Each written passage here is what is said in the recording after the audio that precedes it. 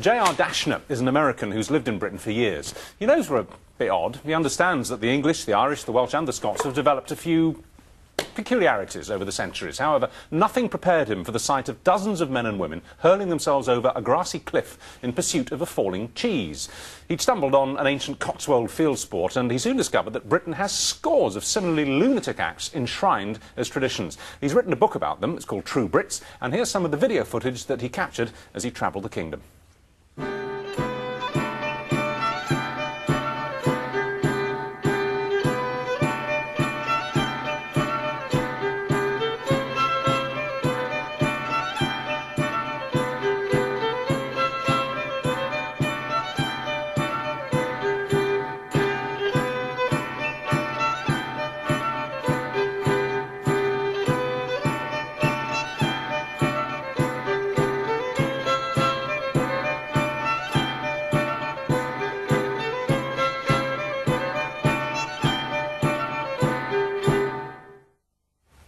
And J.R. Daeschner is here now, and that was you in the brown trousers. You were just getting your shins kicked, wasn't it? That's right. That's vicious. I'd never even heard of shin kicking. Well, I hadn't either, but that's sort of what launched the book. Is we were on holiday in the Cotswolds in a place called Chipping Campden. Oh, I know Chipping Campden. Yeah, gorgeous place. Beautiful, yeah. And came across a reference to shin kicking. Well, they all walk with limps in that village, don't they? Go on. Well, back in the day they did. I mean, some ended up crippled and even some died from their injuries.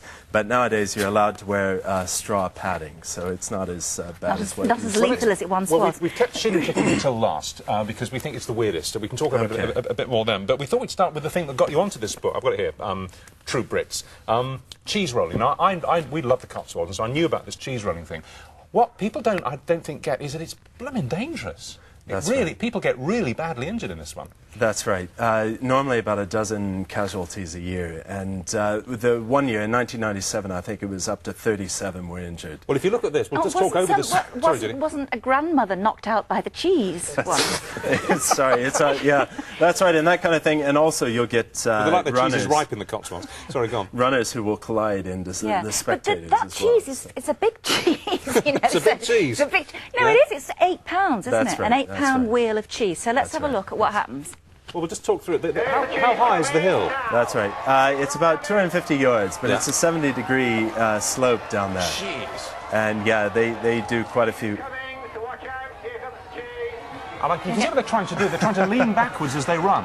Well, the worst of it as well is that you will get people trying to knock out their rivals and then jump over them. So I tell you, they're rough as they come in Gloucestershire. Do you get a prize for the one that gets the cheese? You stay alive. Well, the prize is here's the one. If you watch a guy on the left, bottom left of the frame, in the rugby shirt. There he goes. There's one somersault. And again. How come that guy didn't break his neck? That guy should be in a wheelchair. No, he walked away. I think he had quite a gash on his head. But, well, he's damn lucky because seriously, that kind of velocity spinning on your head, you're going to snap your vertebra. We have a slightly more sedate tradition in Cornwall where little kids roll Easter eggs down a hill. On Easter Sunday. Very gentle, that's very sweet. The worst thing that happened one year, they're painted eggs, you know, and they're hard-boiled, and then they paint them. And they roll them down this little hill by a stream by the church. It's really sweet. But the little kids want to run after them, and if the parents don't catch them, they tread all over the eggs, and nobody wins because they stamp on the eggs. Very funny. OK, bog snorkelling. Now, I thought that was something in the Fens. In Norfolk, but it's not. No, that's in the middle of Wales. And basically what happened, it was invented by an Englishman who hated the Welsh. No, he's married to a Welsh woman, so we have to make that clear. He's lived there for right about 30 years now. He bought a hotel, but realized that this decaying Victoria spa town was going to die out if they didn't do something. So he jumped in the bog. Exactly, and so they've developed a whole array, they do a Saturnalia in January, they dress up like Romans and have, I think, roasted lamb's testicles and all this sort of thing. And in the winter, in the summer rather, tourists. They jump in the bog. Let's have a look at this. So this thing, what we're seeing here is not, clearly, I mean, they didn't have snorkels in the old days, so this is a new tradition, as it were. That's right, this is sort of the one exception to the rule in the book. I mean, for the most part, I focused on traditions that tended to be centuries old. It looks terribly dull. Doesn't it? Well, it's pretty... Don't we love putting people through ordeals and sort of watching them struggle? What, death by boredom? Well, no, this thing, I mean, the thing is, not only is it filthy, not only is it disgusting, but that is a really long trench that you have to snorkel. So, yeah. Did you try that one? I did. I've actually done the mountain bike version as well, which involves a specially weighted mountain bike that you go in. And stupidly, I kind of thought, well, the snorkel would just be an accessory and you'd be sort of head above the water and just sort of snorkel around. But as it happens, you're actually completely submerged. On a bicycle? On a bicycle. Fantastic. And when I did it, I think it was April, but they've now pushed it back to July because, of course, it was freezing. Yeah. Well, let's have a look at the one that I think's the creepiest of the lot, the Burry Man. Right. Now, where's the Burry Man to be found? That takes place just outside Edinburgh, on the banks of the Firth of Forth. It's South Queensferry. And what you're seeing here is the guys being covered in cockleburs. And those have up to inch-long spikes. And they really do prick you. I mean, they say some of the former Burry men were completely covered in iodine afterwards because they were scratched to bits afterwards. And you said that although you did intensive research into this this yearly custom, you could find no actual source for the reason it's lasted hundreds of years. That's right. What she's doing there is she's feeding him whiskey because that's all he's allowed to drink all day, isn't it? That's right. Well, there's nothing unusual in that in Scotland.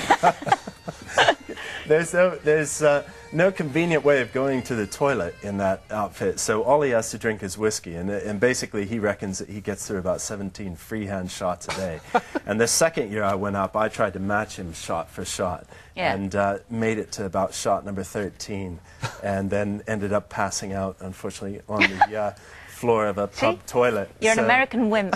Well, that's exactly what they said. But yeah, but it's very interesting, that, isn't it? Because it's quite scary. It's the Green Man, really. Quite eerie. It's a version of the Green Man, and we did some research on the Green Man. It's pre-Christian. The symbols found carved in the wooden stone of pagan temples, on pagan graves. It goes right back to pre-Iron Age folklore, and it says that most people agree that it's the head, the foliate head, the green head, symbolises mythic rebirth and regeneration. But in some cultures, it can mean it's the death figure. And if you see the Green Man, or do not pay respect. If you actually, I mean, in that Kingsley Amis book, the Green Man is terrifying. Yeah. No, look, I have to claim a little bit of.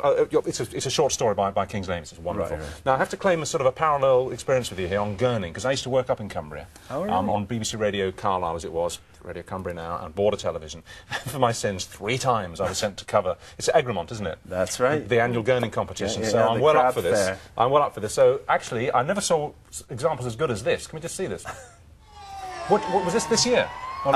This was a year or 2 ago. This is a guy by the name of Tommy Mattinson, who's... his family always win it, don't they? That's right, that's right. His father won it the most number of times. Yeah. And he kind of calls his girl, and they all have different names, but he basically calls his the alien werewolf. That's right. What's he doing with his nose? He's getting his tongue and shoving it up to his nose to push it up. That's right. Now this is Peter Jackman, and he was a former Sellafield worker. So Sorry, shouldn't laugh. So when I first went up, the champion was a Sellafield worker, and the women's champion, the world's ugliest woman, was actually an Avon lady. So I thought I had to find out more about that. He's putting every ounce of his energy and blood pressure into that, isn't he? He's going to pop. That's right. That's right. Well, actually, Peter, and what you sort of see throughout the book is that I've gone back year after year, and so the second year I went back, I think he had lost that year, so he said, "Oh, I got a surprise for you. That next year I'm having all my teeth out." Oh no! So he had all his teeth ripped out. Folds everything just for that. Just for that. He looked like the Hunchback of Notre Dame. I thought he looked like characters out of Lord of the Rings. He looked like one of the evil Dark Lord's servants. All right, let's finish where we came in, which is with shin kicking. Okay. Where does this take place? This takes place in Chipping Campden at the Cotswold Olympics, which is England's very own contribution to Olympic history. Yeah. So, believe it or not, the English were the guardians of the Olympic flame between the ancient Greeks and nowadays.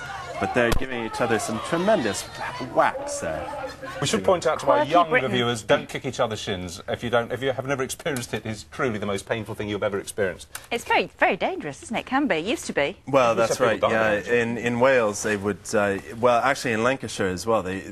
I came across something known as naked shin kicking, where they, except for heavy boots, with nails sticking out of them. So, and that's where the serious injuries would happen. You amaze me. Could die.